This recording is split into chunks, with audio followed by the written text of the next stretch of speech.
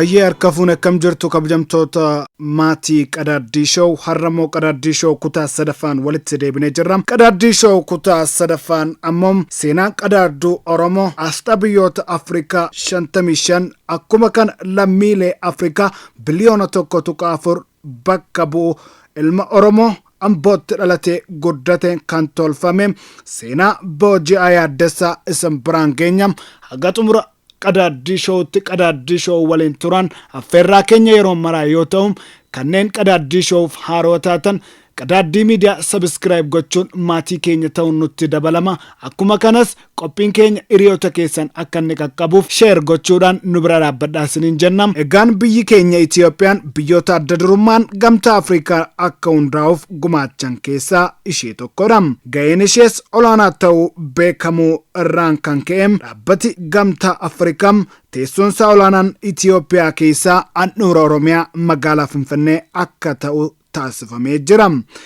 Egaan Itiyoophiyaanis biyya gootota ishee kaleessaatiin birmadummaa ishee eeggatte waan taateefis dhimma bilisummaa fi tokkummaa irratti Afrikaa irraa eenyuyyuu jala isheen deebisu. Seenaa kaleessaa qofaas miti har'allee gootonni Itiyoophiyaa gamtichaaf mallattoo bakka isa bu'u qopheessuun gumaachaatiin jiru. Kanaafis fakkeenyi jalqabaa Yaaddessaa Boji'aa ilma Oromoo Ambootti dhalateedha.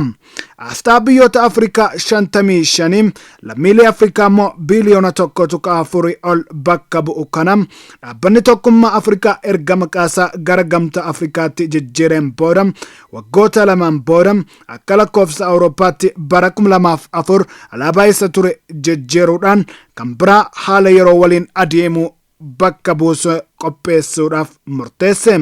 Akka lakkoofsa Awurooppaa bara 2009 dorgommii idil addunyaa Aasxaa yookaan alaabaa gamtichaa qopheessuuf biyyoota 19 hirmaachisu baase. Biyyoota kanneen irraas namoonni fi dhaabbileen walumatti 600tu hirmaatani. Dorgommicha keessas ammoo egaan qaxalee Oromoo qadaadduu Amboo tokkotu ture. Kan dhalate magaalaa Ambootti yoo ta'u guddinni isaa ammoo handhuura Oromiyaa magaalaa Finfinneetti ture. Yaaddessaa Boji'aa yookiin Yaaddessaan Boji'aa abbaa isaa obbo Zawgee Boji'aan nama siyaasaa bara bulchiinsa Haile Sillaasee bakka bu'ummaadhaan marsaa 3 filatamuun miseensa paarlaamaa ta'anii turanidha. Bu'uureessitoota waldaa Maccaaf Tuulamaa keessaallee tokko akka turantu himamaa fi obbo Zawgee Boji'aan. Obbo Zawgeen dargiidhaan waan ajjeefamaniif Yaaddessaan daa'imummaa isaatti Finfinneetti maatii isaa waliin galuun achitti guddate. Finfinneettis dhimma biizinasiin kolleejjii koomersi irraa akka eebbifame seenaan marsariitii isaa irratti barreeffame ni addeessa. Akka lakkoofsa Awurooppaa bara 1995ttis biyyaa baqatee USA kutaa bulchiinsa Washington magaalaa Seattle keessa jiraachuu eegale. Achittis Yuunivarsiitii Seattle Pacific keessatti aartii barate. Kanaanis digirii jalqabaa barnoota Visual Communication jedhamuun argate. Ogeessa Graphic Designers ta'es eebbifame. Hojii aartii bobbocaa fi fakkii kaasuu kanaanis ijoollummaadhuma isaa irraa eegalee shaakalaa akka turetu marsariitii isaa yaaddessaboji'aa.com irratti barreesseetiin jira. Innis waa'ee aartii Afrikaa fi warra dhihaa wal fakkii fi garaagarummaa isaanii qorachuu eereera. Dorgommii qopheessuu alaabaa Afrikaa kanas galmeen isaas karaa marsariitii dorgommiin isaas achumaa waan tureef wanta qopheessisan ergee waan bubbuleef akka dorgomeyyuu dagachuu isaa gaaffiif deebii ETV waliin waggoota 15 dura taasiseen himee ture. Aasxichi seenaa Afrikaa qoradhee sirnaan waanan qopheesseef fudhatama argate kan jedhu Yaaddessaan Seattle gaalarii aartii akka qabus dubbatee jira.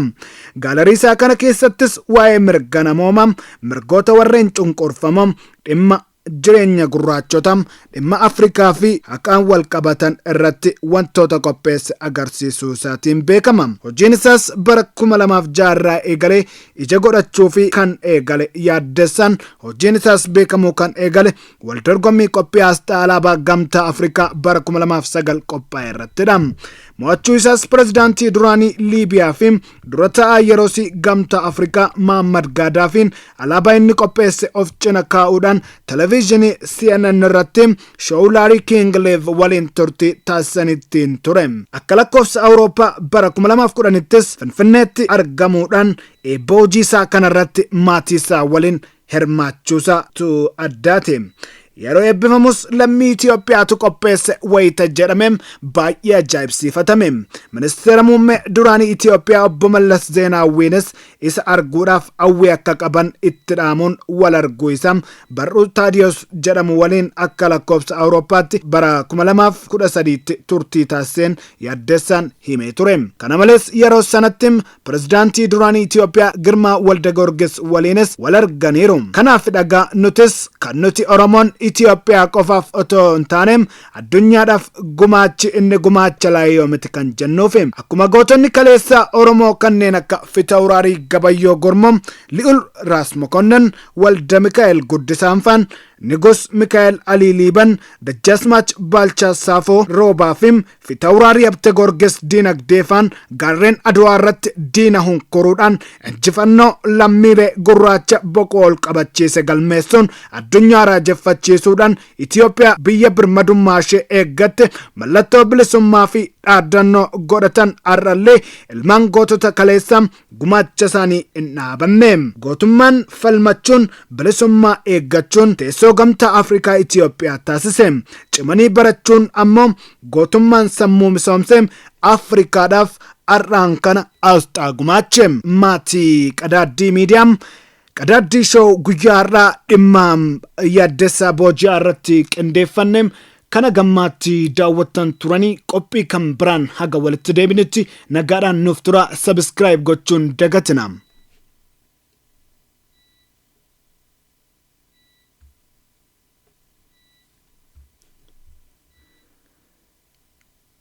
Tolegaanii Qadaaddii show kutaa sadaffaa qopheessee kan biraan ga'e eebbisaa takkaalinyiiti. Qadaaddii miidiyaa subscribe like gochuun dagatinaa siniin jennaa. Hiriyoota keessaniif illee qoodaatii biraan gahaa. Qophii Qadaaddii show kutaa kan biraan haga walitti deebinutti turtii gaarii.